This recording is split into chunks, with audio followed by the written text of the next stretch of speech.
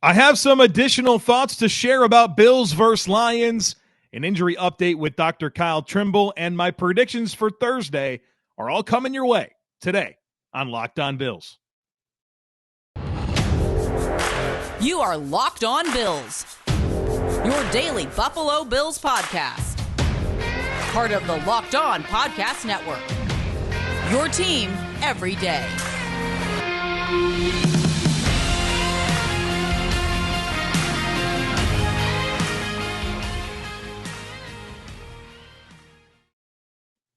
What's up, Bills Mafia? It's Joe Marino from the Draft Network, and I'm your host of Locked On Bills. Happy Wednesday to you, and thank you for making Locked On Bills your first listen every day. And as a reminder to you, we are free and available on all platforms, including YouTube. Today's episode is brought to you by LinkedIn Jobs. LinkedIn Jobs helps you find the candidates you want to talk to faster. Post your job for free at linkedin.com/LockedOnNFL. Well, folks, this is going to feel a lot like our typical Friday podcast, and we're going to do some leftover thoughts right now. We'll talk to Dr. Kyle Trimble of Banged Up Bills about the injuries, and then, of course, my 5 predictions for Thursday are all coming your way today. Now, with that said, we still have more to do before the Bills game. We're going to have crossover Thursday for you. I'm going to talk to the host of Locked On Lions, and we'll have that normal discussion that we usually have, and I'm probably going to post that maybe even early on Wednesday, so that way everyone has a little bit of extra time to consume the podcast, because everything is condensed this week, and I want to try to give everyone as big of a strike zone to consume the content as possible. So you might have 2 podcasts in your feed today, so keep your head on a swivel like we communicated yesterday. Now, in this opening segment, I have a couple of different things that I want to talk about, but the first item is we received some very bad news. And that bad news is that the Bills are going to be wearing their white jerseys with blue pants. And I'm not very superstitious. I'm not the type of person that believes the things you say or the things you wear or your routines for watching a football game, whatever that stuff really has an impact on the game. I've often said that if what I'm wearing or what I'm sitting or what I say could impact the results of Bills games, then the Buffalo Bills would have a trophy case full of Lombardi trophies. I don't have that type of power. But you can't help but look at what's happened when the Bills wear white jerseys with blue pants and not have some type of thought that there might be a little bit of a curse here. Literally. And I mean literally, when you go through all of the very worst moments of Sean McDermott's tenure being the head coach of the Buffalo Bills, they came when they were wearing white jerseys with blue pants. Let's take a trip down memory lane. In 2017, the playoff loss to the Jaguars, white jerseys, blue pants. 2018, the game where Josh Allen got hurt against the Texans and then missed a significant stretch of time. White jerseys and blue pants. 2019, the playoff loss to the Texans. White jerseys, blue pants. The Titans game in 2020, the 42-16 loss, the COVID game that was rescheduled a million times, had to play randomly after you thought it would be postponed, all that stuff. White jersey, blue pants. The Cardinals loss on the Hail Murray, white jerseys, blue pants. The AFC Championship game lost to the Chiefs, white jerseys, blue pants. Last year, when the Bills lost to the Titans, Josh Allen slips trying to convert that 4th down late in the game, white jerseys and blue pants. And then the 9-6 loss last year to the Jaguars, white jerseys, blue pants. And now they're going to wear them on Thanksgiving. Let's hope that the streak can be snapped here, because not a whole lot of good ever happens in these uniforms. And they actually stopped wearing them for a bit. This will be the first time that they've worn them since that Jaguars game last year. So we'll find out. But, man, it's Thanksgiving. I would have went Something else, I'll tell you that, maybe the throwbacks. I guess the point is just literally anything but white jerseys and blue pants. So we'll see if that has an impact in the game. But I'll tell you what, literally, if you go through the worst moments for the Buffalo Bills under Sean McDermott, they came when this team wore that uniform combination. The next thing that I want to talk about here in this opening segment is just kind of my expectations from the Detroit Lions in this game. Like I said, I'm pretty familiar with the Lions, and as I've studied them this year and thought about it through the lens of them playing the Bills, I have some things to share that maybe expands a little bit on some of the stuff we talked about yesterday. But the core, the root of what I want to talk about right now is what I expect from the Lions on Thursday. Number one, I expect them to run the football and do so creatively. This is a team that averages 25 rushing attempts per game with their running backs. They have 15 rushing touchdowns, which leads the NFL with their running backs. And as you consider the dynamics of this game, the Bills are 9.5-point favorites. They're going to want to bring Buffalo to town and try to shorten the game and kind of do the things that they do best, and that's run the football. And the Bills did a great job last week against the Browns, stopping a very, very good rushing offense. They'll need to do the same again against the Lions, another very good team on offense that scores a lot of points and moves the football. And they're pretty situationally sound. And so I'm expecting a heavy dose of Jamal Williams and DeAndre Swift and Justin Jackson. They're going to run the football. And the thing about Detroit is that they're just very creative. It's a very blended run scheme. A lot of misdirection, a lot of unique ways to introduce extra gaps and make it challenging for your front seven to fit the run. So you can expect that. You can expect them to throw the football to Amon-Ra St. Brown, a really good young receiver. And what's interesting about St. Brown is he's 55% in the slot and 45% out wide. So you're going to have some different matchup opportunities. And I guess fortunately for the Bills, a lot of those opportunities coming against Taron Johnson. You know, they throw it when St. Brown's healthy, they target him 10+ times per game, especially when you consider the number 2 wide receiver situation is a little bit unsettled right now with DJ Chark coming back and him only playing 4 games this year and having to acclimate to the offense. And then, of course, Josh Reynolds, who's been their number 2 receiver, and he's banged up right now. And, you know, is he going to be able to go on Thursday? St. Brown's going to be ready to go. They're going to throw him the football.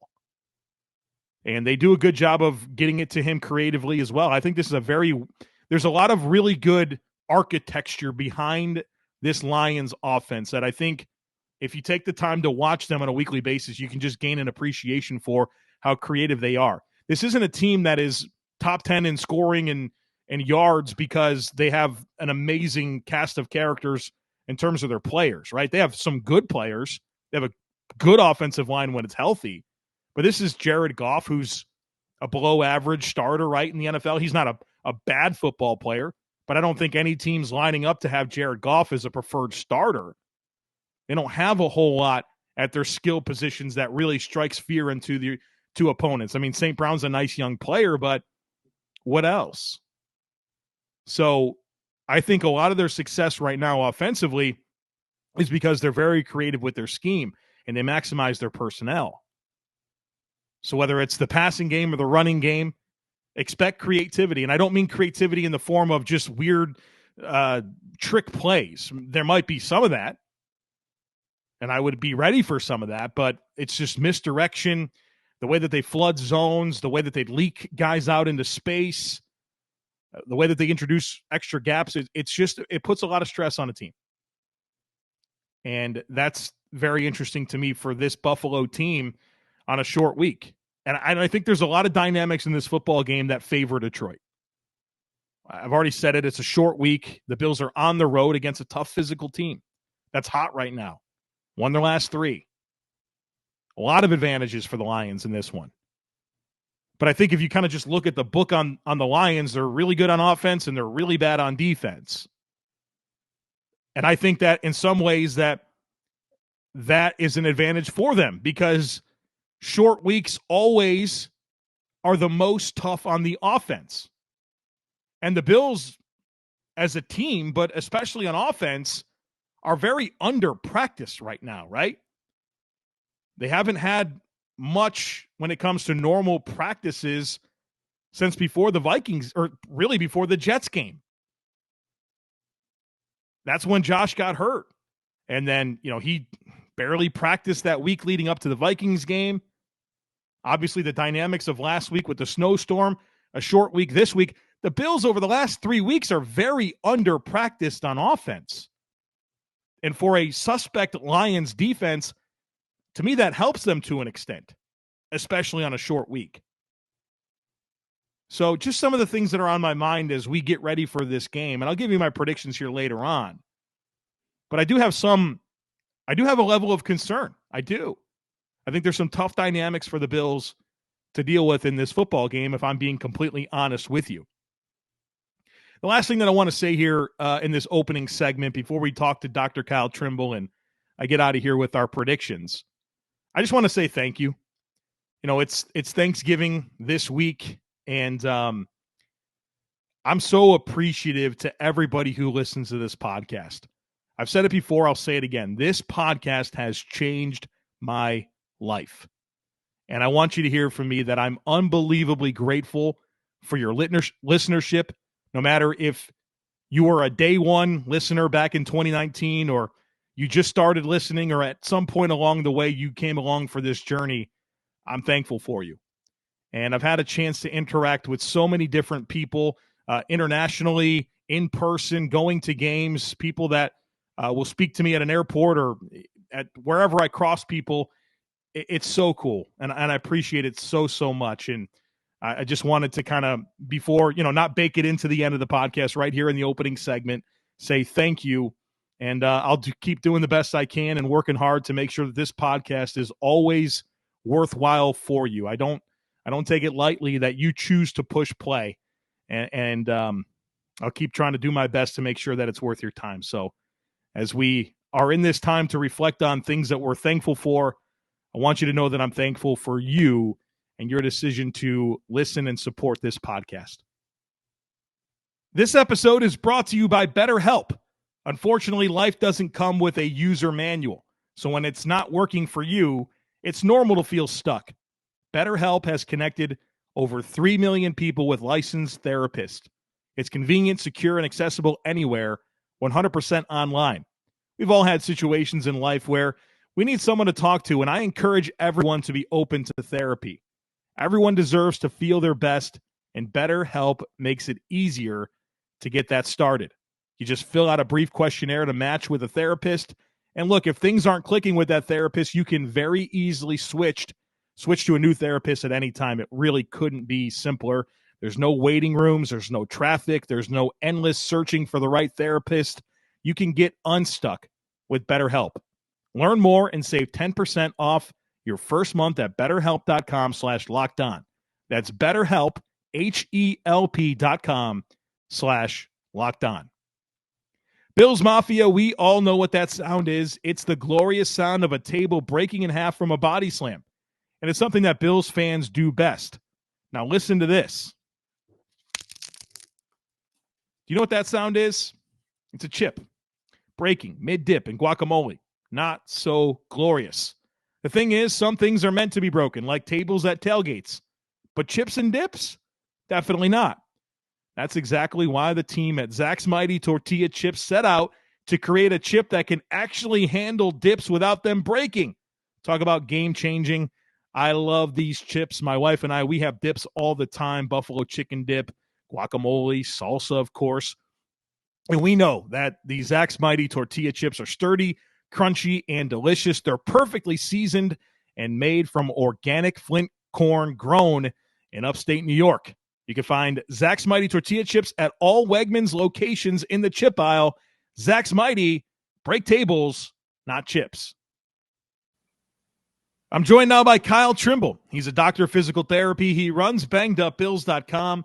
You can follow him on Twitter at bangedupbills. He joins us each week to get us ready for the Bills game through the injury lens. And we have a pretty decent situation here in terms of not a whole lot of new stuff like I feared it could be entering a short week, but still plenty to talk about.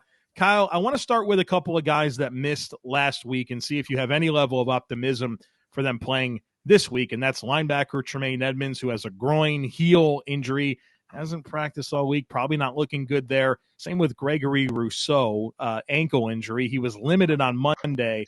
He was do not practice on Monday and Tuesday. Can we write those guys off? Any chance on either of them?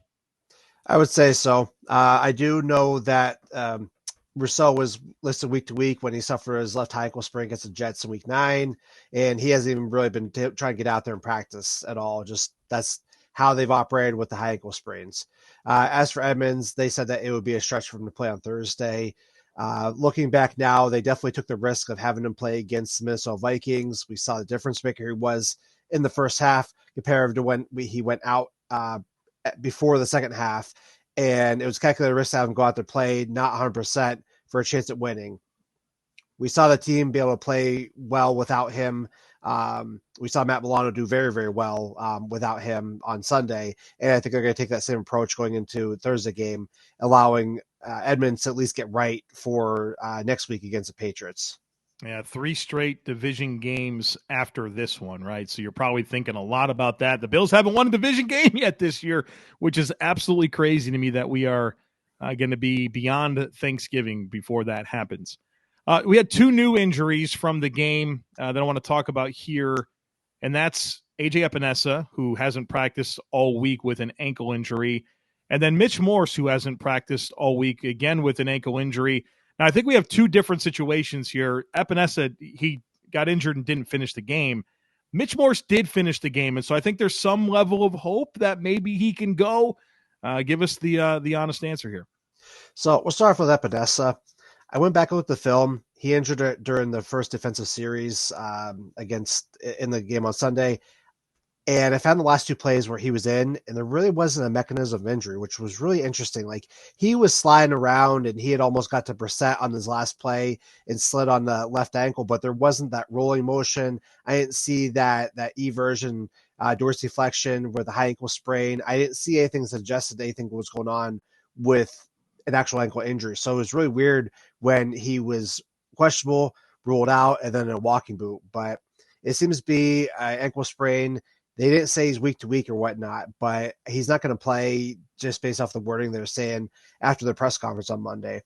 As for Mitch Morse, what happened with him was he suffered the ankle injury. This happened on, I believe it was the second offensive play of the game for the Bills. And what happened was he was getting pushed back. He had some bodies flying behind him, knock out his feet. He tried landing, and when he landed on the outside portion of his foot, basically rolling his ankle. He was able to regain his footing and finish the series before going out and getting taped up, and then came back in, played the rest of the game. So that was awesome to see. And at the time, I didn't really think it was a big issue until they said he was in a walking boot after the game. So he was unable to practice Monday, which was more of a walkthrough. Tuesday, he wasn't unable to practice. Considering he finished the game and he's a veteran, I would think they'd want to give him maximum rest to be able to play on Thursday.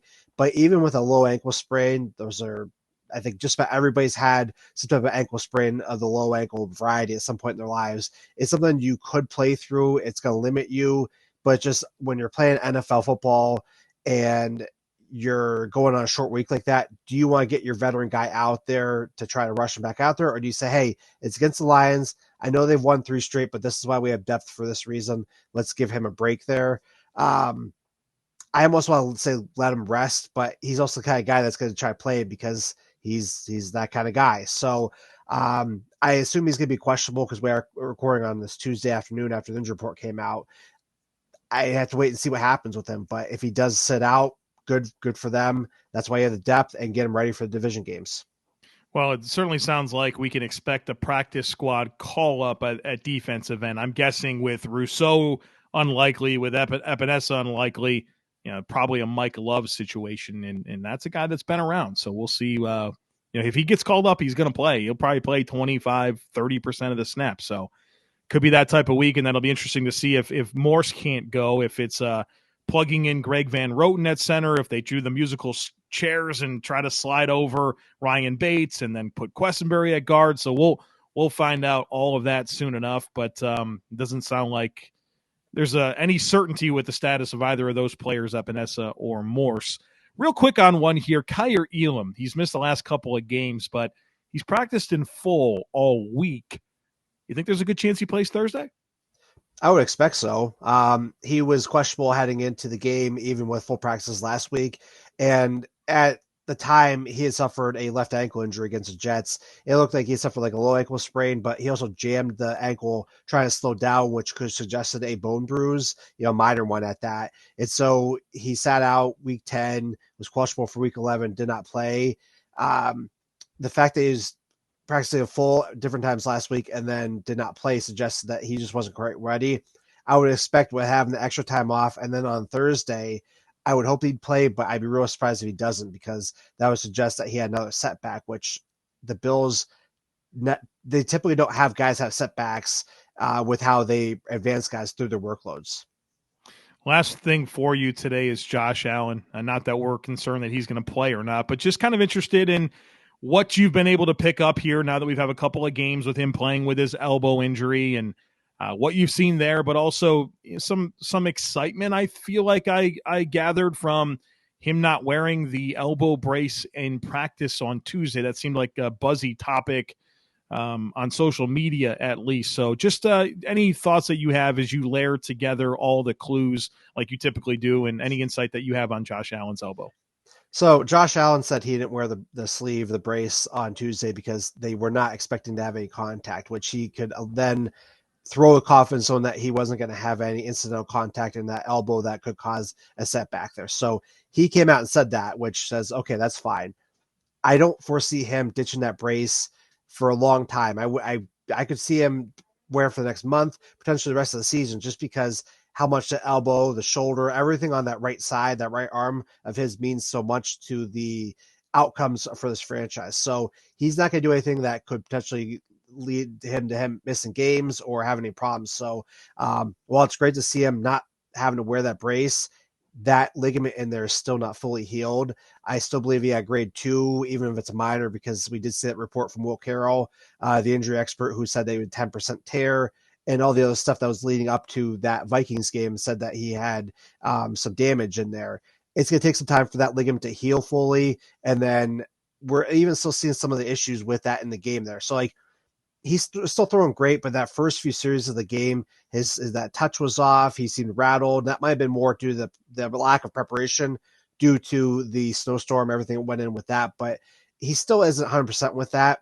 And then on top of that, too, the broadcast had even talked with him during the pre-production stuff. And they said the only time he really has pain in there is if he tries to throw more of a pure sidearm throwing, which further suggests that it's still not fully healed. So looking at everything that we know there, there's no way that if he's having pain throwing sidearm and he's still how the body's healing up, there's no way he's going to ditch that bracer. So it's optimistic that he's getting better, but don't equate the lack of the brace as 100% healthy at all yet. And we're not going to see him be 100% healthy for at least another, I'd say 2 or 3 weeks, where we're not going to have to worry about him getting hit like we saw with JOK hitting him and Lil having words on the sidelines. I didn't like that. I did not like that, but hopefully the Lions will not go after the star quarterback's elbow like JOK did.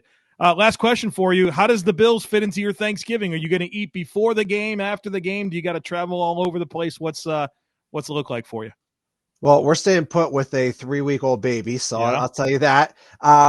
We are going to be smoking a turkey, so we're setting for the turkey to be finishing up in the afternoon, so I should be able to sit down, watch the game, check on the turkey a little bit here and there, get all the fixings and sides and whatnot ready, and then so the game should be done with ideally a win, is sit down and have a great Thanksgiving feast. I'm getting mine out of the way early. I've told the family we are eating at 11 a.m. Butts in seats at 11 a.m. We're eating, getting that out of the way, sit down and watch a game, and then I got to get to work. I got to get the podcast done. So I'm going before. I would bet most people are probably going to attack it like you. This is we've had all the different time slots, right? We've had the primetime game, the 8 o'clock game. Now it's our first chance at the the noon kick here is now the Bills are just on Thanksgiving every year, it seems like. But as long as they win, I'm okay with it. So anyways, Dr. Kyle, thanks for joining us. Happy Thanksgiving, and let's do it again next week. Happy Thanksgiving, everybody. Go Bills. This episode is brought to you by LinkedIn Jobs. These days, every new potential hire can feel like a high-stakes wager for your small business. You want to be 100% certain that you have access to the best qualified candidates available, and that's why you have to check out LinkedIn Jobs. LinkedIn Jobs helps you find the right people for your team faster and for free. You can create a free job post in minutes on LinkedIn Jobs to reach your network and beyond to the world's largest professional network of over 810 million people.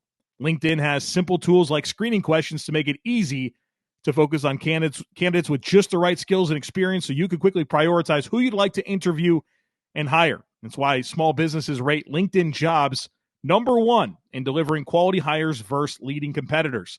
LinkedIn Jobs helps you find the qualified candidates you want to talk to faster. Post your job for free at linkedin.com/LockedOnNFL. That's linkedin.com/LockedOnNFL to post your job for free. Terms and conditions apply. All right, folks, let's close this thing out today with my predictions for Thursday. I've got 5 of them for you. Let's do it. My first prediction is that we get our first full sack of the season for Ed Oliver. My guy only has a half sack this year, and you can feel it in his game when watching him that he's healthy and he's feeling good and he's starting to really create a lot of pressure, and I think those pressures are going to start turning into sacks the rest of the way, and I think he gets at least 1 full sack on Thursday against Detroit. If you guys remember, Ed Oliver's first big game, right, was against Dallas on Thanksgiving, right, a few years ago, and I think he's going to be hungry. He's playing good ball. He deserves more sacks. I think he gets at least 1 full sack against the Lions on Thursday, especially if Dan Skipper winds up having to start at guard for them or they're without Frank Ragnow at center.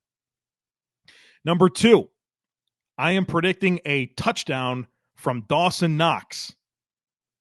He's only got 2 this year, and I think he would like to have more. I think he should have had at least 1 more if he would have played through Duke Shelley against the Vikings. But this is an opportunity for him. The Lions have allowed the second most receiving touchdowns to tight ends this year. They've given up 7 in 10 games. They've given up the 5th most yards this year to tight ends. I think Dawson Knox hits pay dirt on Thursday. And if I'm not mistaken, he had 3 receiving touchdowns last year against the Saints on Thanksgiving. So I think he'll have a touchdown on Thursday against the Lions.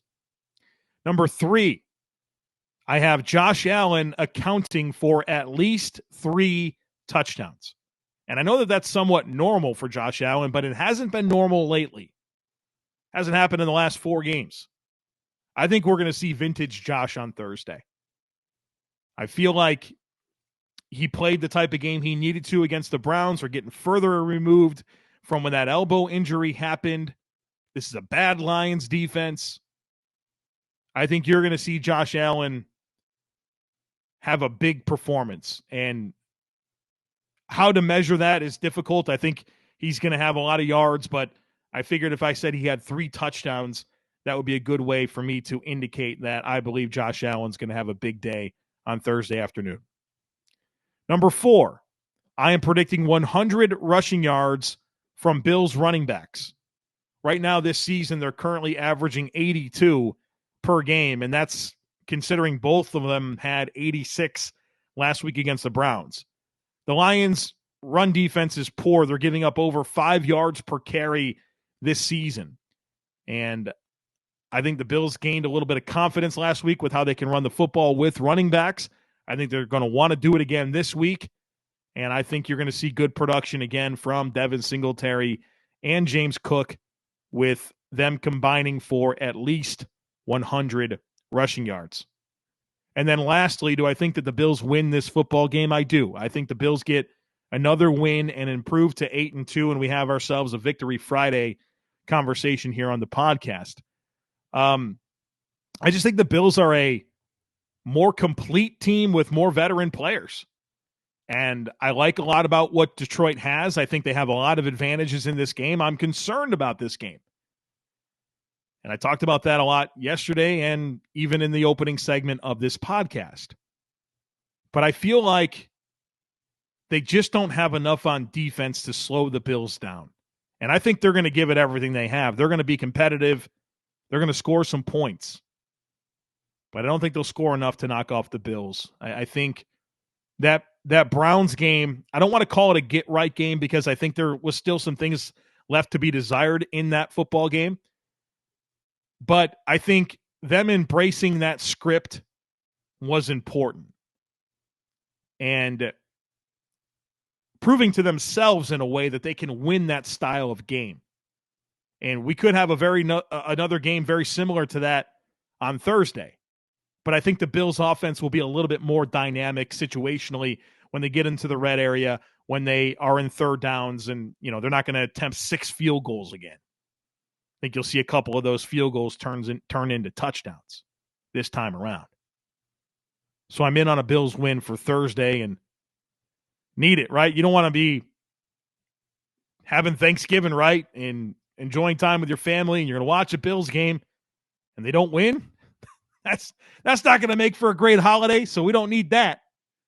So Bills need to go out there and get it done, and we'll have ourselves full bellies and a Victory Friday incoming. So that's not it for us this week. Tomorrow, or I guess later today, you're going to get the crossover discussion with myself and Matt Drury from Locked On Lions. So don't miss that. Make sure you're subscribed, of course.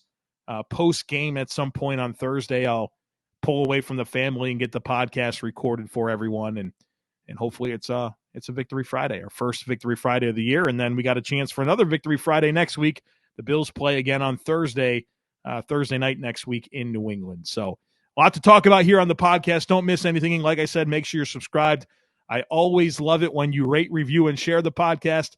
Have a great day, and I look forward to catching up with you again very soon with our crossover discussion with Locked On Lions.